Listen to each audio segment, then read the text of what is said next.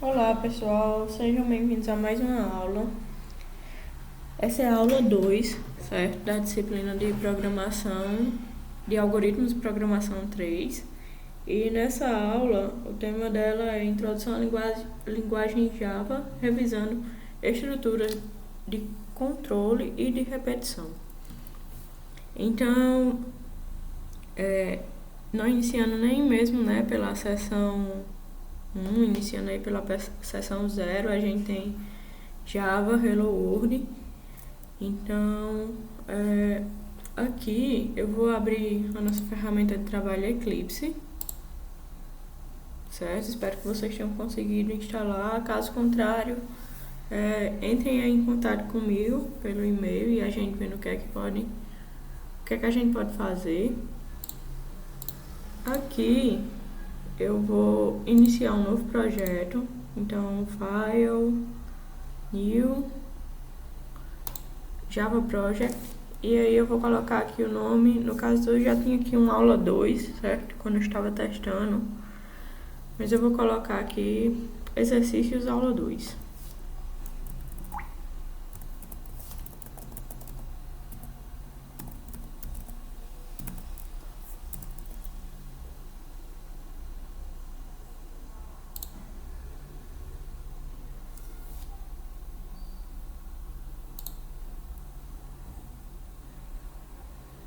Pronto, eu vou fechar aqui esse aula 2 anterior, certo? Deixa eu ver.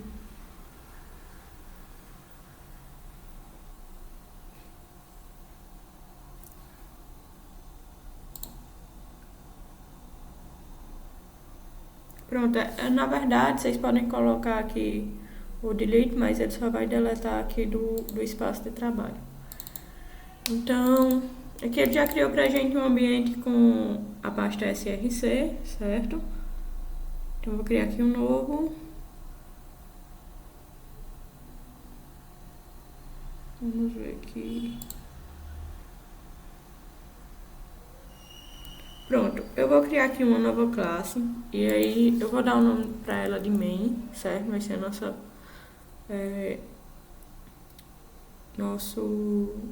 nosso arquivo com a função principal. E aí, aqui na hora de criar, eu vou desmarcar aqui essa parte para o construtor. Não quero que ele crie um construtor, mas quero que ele crie uma classe pública estática do tipo main, que é a nossa função principal. Então, nada demais. E aí, aqui o que a gente tem é uma classe, certo? Que ela tem o nome de main, ela é pública. Dentro dela, a gente tem uma função main, recebe. Isso aqui é a função principal Java, padrão, certo? Nada demais. E aí, uma operação que a gente já vai ver aqui de escrita no terminal, de impressão, né? É o system out dot. Aqui a gente pode colocar o println, certo? Que ele vai imprimir e pular uma linha e colocar aqui o alamundo. Vamos ver aqui se está tudo ok. Ele não vai aceitar porque está aqui com aspas simples, certo? Então, eu ainda estou me adaptando a isso. Às vezes eu costumo de utilizar Python, mas vai dar certo. Pronto. E aí a gente já tem aqui no terminal o nosso Olamundo. Só algo mais simples, certo, pessoal? Só para dar aí uma noção de ambiente de trabalho, mas ao longo aí dessa aula eu vou mostrar para vocês um pouco mais da questão aqui estrutural com pacotes e também de como importar esses pacotes aqui para a principal, que é o que vocês vão utilizar na resolução do exercício. E aí, voltando aqui para a nossa aula, iniciando de fato, na seção 1 a gente tem elementos básicos. E aí, como elementos básicos de um programa de computador, a gente tem as variáveis e constantes, que são valores, certo? Que podem ser definidos com base em um tipo. Os valores variáveis, eles são mutáveis ao longo do programa, enquanto que os valores constantes, eles não podem sofrer alteração. E aí, eles podem ser do tipo inteiro, certo? Quando não tem parte fracionária, do tipo float, quando tem a parte fracionária, do tipo string, quando recebe aí uma sequência de caracteres, do tipo boolean, que seria verdadeiro ou falso, ou 1 e 0. E outro conjunto de elementos básicos seriam as operações de leitura e de escrita, que é como a gente vai interagir com o usuário, né, por meio aí de uma forma mais bruta, utilizando o terminal, para saber quais operações realizar e como o nosso código vai se comportar. As operações, elas podem ser aritméticas, que são operações básicas, certo, de matemática, como soma, subtração, divisão e multiplicação. Operações relacionais, que são aquelas em que elas vão retornar um booleano para a gente, ou seja, essas relações elas vão ser verdadeiras ou falsas, e são relações para verificar igualdade, maior ou igual, menor ou igual, diferente, e operações booleanas, certo? Especificamente aí para operações booleanas, eu trouxe aqui nesse slide algumas operações básicas, só para a gente recordar mesmo. No caso, a operação i, ela só é verdadeira, não é só quando todas as relações envolvendo aí são verdadeiras, no caso 1 e 1 dá verdadeiro, e todas as que envolvem pelo menos um zero dá falso, ou zero, né? A operação ou, ela é verdadeira quando existe pelo menos um ou um verdadeiro, certo? E a operação não é justamente a negação do resultado. Se é 1, passa a ser 0. Se é 0, passa a ser 1. Para essa seção ainda de elementos básicos, eu trouxe também aí esse tópico de fluxograma, certo, pessoal? O fluxograma é mais uma forma... Opa, perdão, isso aqui. É mais uma forma que a gente tem para representar algoritmos, certo? E a gente vai utilizar esses elementos de fluxograma para descrever o fluxo do nosso código. Então, tem elemento de início e fim, certo? A gente costuma representar aqui por um círculo. O sentido do fluxo do algoritmo ele é representado por setas. Nós temos também blocos de decisão, blocos de ação, entrada ou saída de dados, blocos exclusivos para saída e blocos que representam entradas que devem ser exclusivamente manual. E aí, uma dica que eu dou para vocês, não sei se vocês já conhecem, de utilizar para fluxogramas o Draw.io, que é uma ferramenta do Google, certo? Gratuita e que ela disponibiliza muitas estruturas de controle, além também de estruturas que vocês podem utilizar em bancos de dados. E em representação UML também. Como premissa básica, também quando a gente está estudando qualquer disciplina de programação, a gente tem que o fluxo natural de um programa, ele é sequencial. Ou seja, ele nunca vai começar do fim até chegar no início. Sempre ele começa do início até chegar no fim, exceto, claro, quando no programa a gente tem instruções que modificam esse sequenciamento, essa sequência, certo? Das ações. Então, o fluxo natural de um programa é sequencial. E aí, na seção 2 dessa aula, já trago aí estruturas de controle, certo? Na verdade, aqui não deveria ser controle, mas deveria ser seleção. E aí, a primeira estrutura e básica também é a estrutura if. Ou seja, a gente vai entrar, vem seguindo aqui, certo? O fluxo do nosso algoritmo. E aí verifica determinada condição. Se essa condição aqui for verdadeira, executa uma ação e depois continua o sequenciamento do algoritmo. E caso essa condição não seja verdadeira, também já continua aqui o fluxo. Uma outra estrutura é a if-else, certo? Aqui, quando a gente chega em determinada condição, a gente tem uma ação tanto para quando essa condição é satisfeita, como também uma ação para quando essa condição não é satisfeita. E aí, depois de executar, certo? Ou a ação 1 ou então a ação 2, o algoritmo ele retorna para a sua sequência natural, após a verificação da condição. E aí, a última estrutura de controle de seleção é a switch case, onde aqui o que ocorre é a verificação de várias estruturas de condicionais. E aí a gente,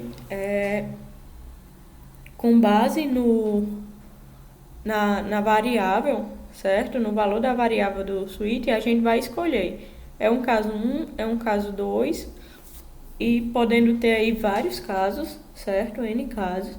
E para cada caso a gente associa aí uma ação.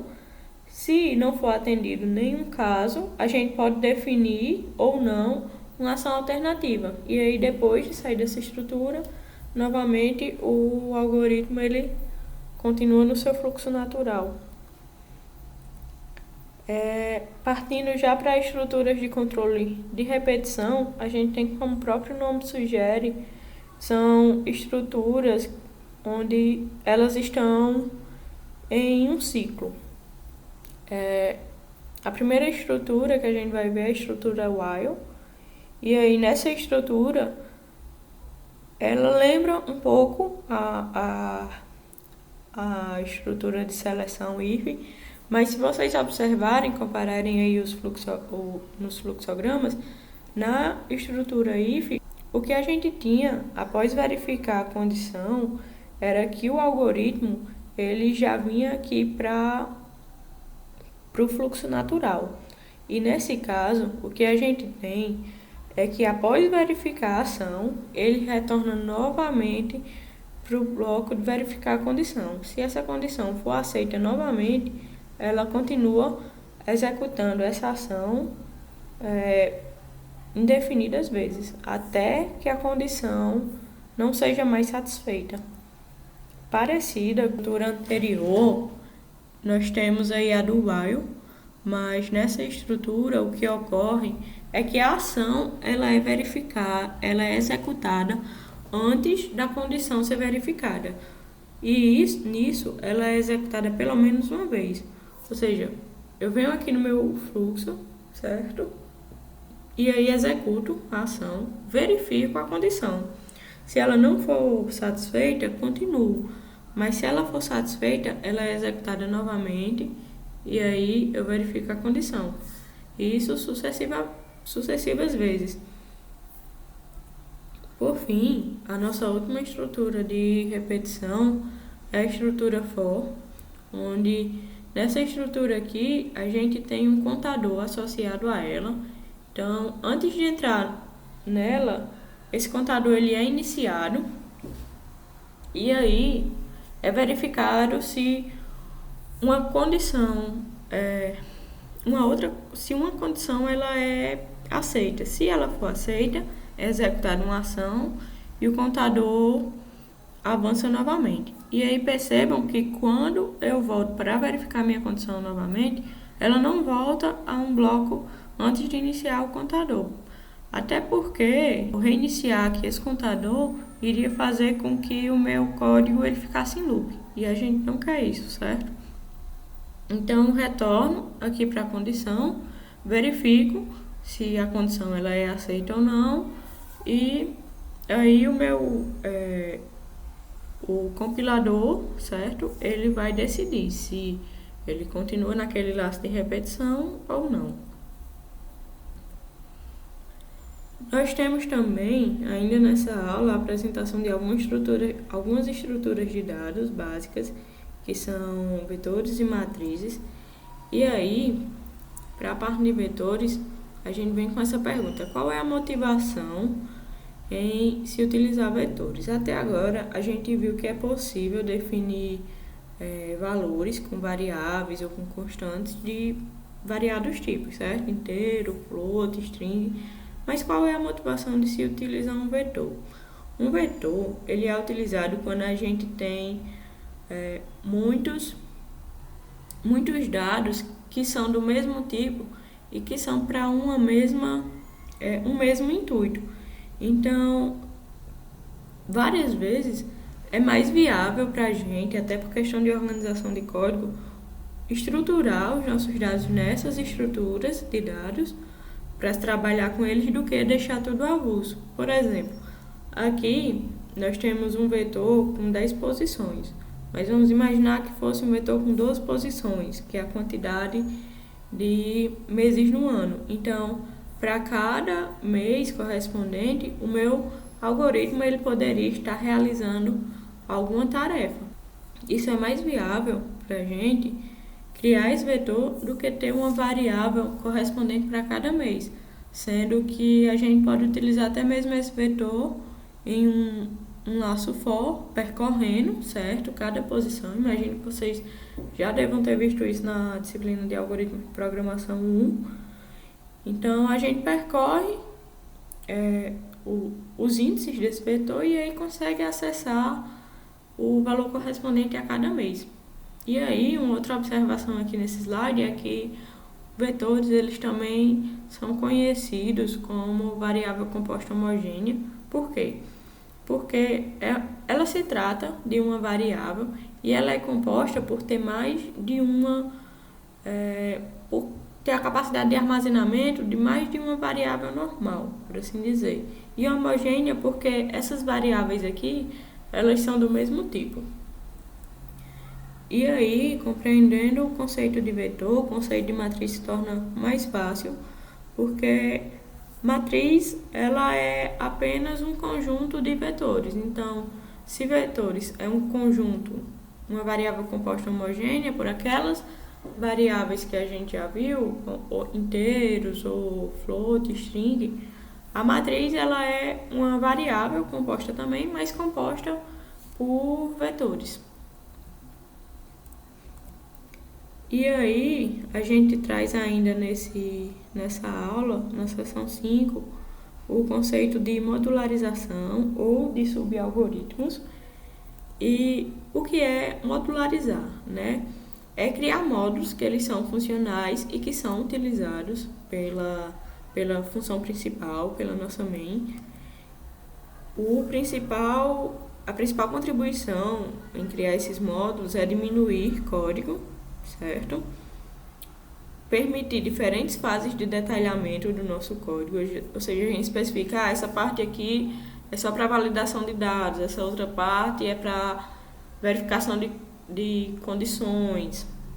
Então, a gente detalha o nosso código em várias etapas e, assim, uma que eu acho a principal, que é realizar testes e reutilização.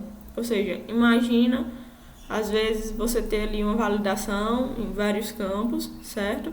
E aí você tem que estar replicando isso em várias partes do seu código. Você aumentaria muito o seu código sem necessidade. E a questão também de realizar testes é que você às vezes utiliza técnicas de modularização, mas aí você está com um código que ainda assim ele é muito grande. Então, se você quer testar, você pode solenemente selecionar funções específicas ou procedimentos específicos, como a gente vai ver mais na frente, existe uma diferença, certo, entre eles. E aí, ir testando cada uma desses módulos. Funções, certo? É o primeiro tipo de modularização que a gente vai ver. E funções, elas possuem retorno de dado, certo? Existe aí uma breve diferença entre variáveis locais e globais.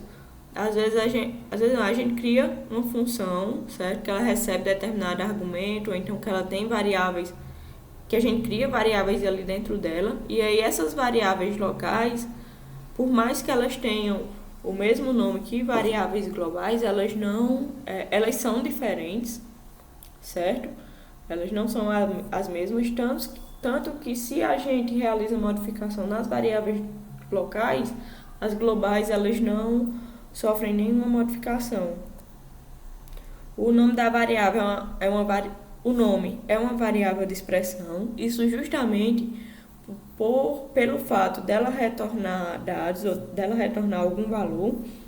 Então, assim, quando a gente chama uma função que ela retorna um dado, aquele nome ele passa a ser uma variável, porque eu vou chamar a função por um nome e aí eu vou ter um retorno de algum dado específico. E elas podem ser recursivas, ou seja, uma função ela pode chamar ela mesma dentro dela, mas para isso a gente tem que garantir uma condição de parada e tem que garantir também que essa condição ela sempre vai ser satisfeita, ou seja, a gente não quer novamente que o nosso código entre em loop. E aí procedimentos, certo? Uma nova técnica de modularização. A única diferença dela para funções é que ela é um tipo de função, mas ela não retorna nenhum valor. Ou seja, a gente chama ela, mas ela não tem o return. E aí, um exemplo, certo, de procedimento são as operações de leitura e de escrita envolvendo o terminal. Ou seja, são operações que a gente chama, certo? Não são operações de leitura e de escrita, não são nenhuma estrutura de controle. Elas são procedimentos já definidos que a gente chama, é executado uma sequência de instruções que a gente não conhece e que não retorna nenhum valor, apenas são executadas. Pronto, para exercício, certo, pessoal? Eu trouxe aí essas questões. Eu não vou fazer a leitura delas porque eu quero analisar como está o raciocínio de vocês em relação a se deparar, e eu acredito que para a maioria, com a nova linguagem de programação e aí conseguir interpretar, certo, o contexto e também realizar pesquisas na documentação da linguagem para saber como utilizar as estruturas de controle, porque vocês já vieram de disciplinas anteriores de programação, então pressupõe-se que a lógica para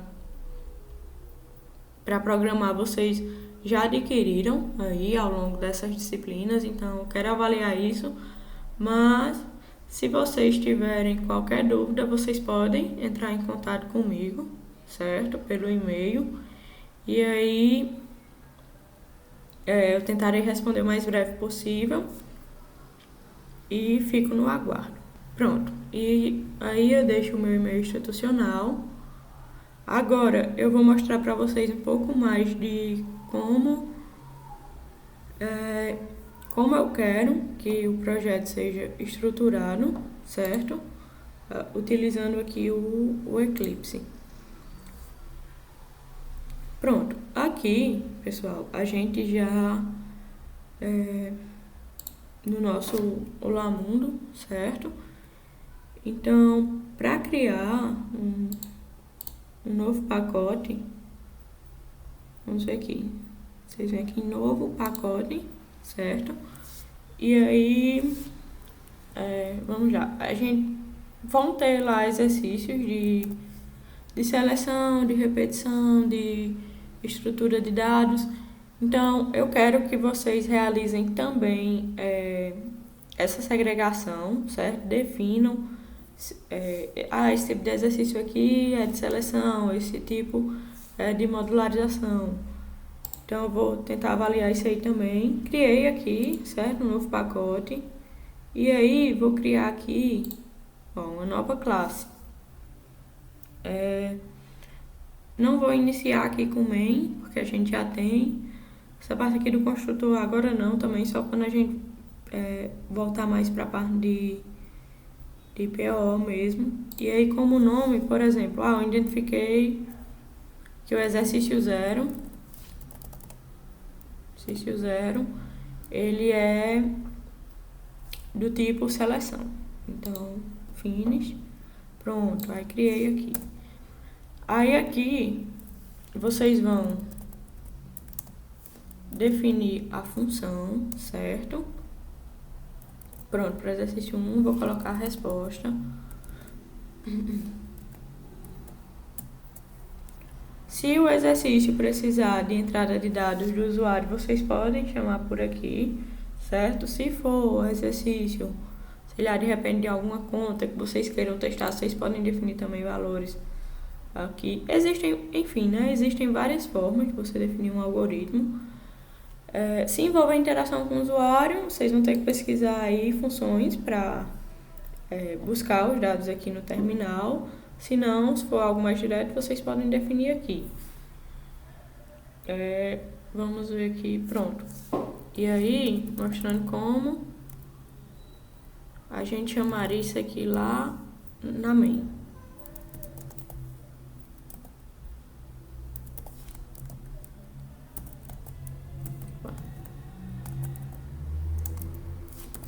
Zero.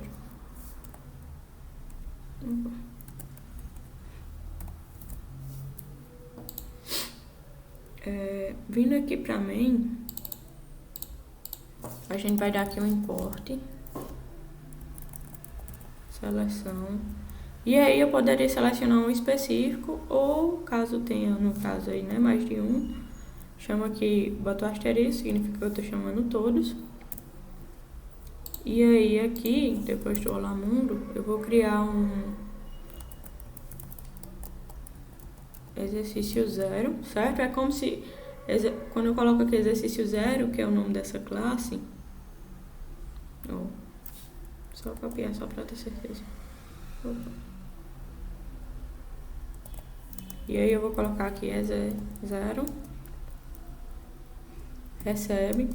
O que eu estava falando, né? Quando eu crio isso aqui, é como se eu criasse uma variável. Então, eu estou dizendo que eu quero uma variável que é do tipo dessa classe aqui, exercício 0, estou dando um nome para ela aqui na main de x0 e vou criar ela com a função new, certo?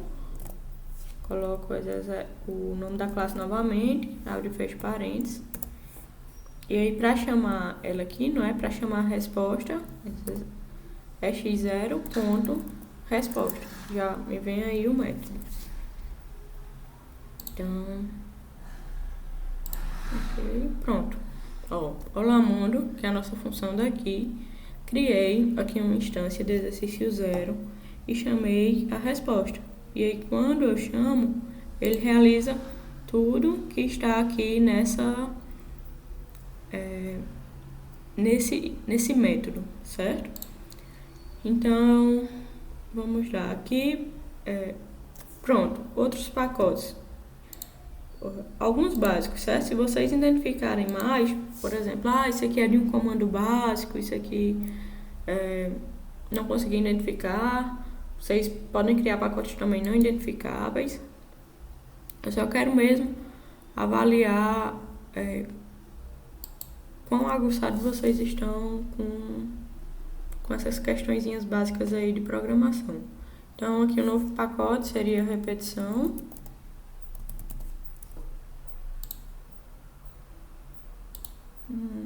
Um outro.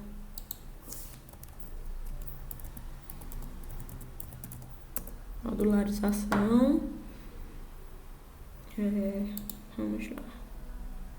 Deixa eu ver aqui. Comandos básicos.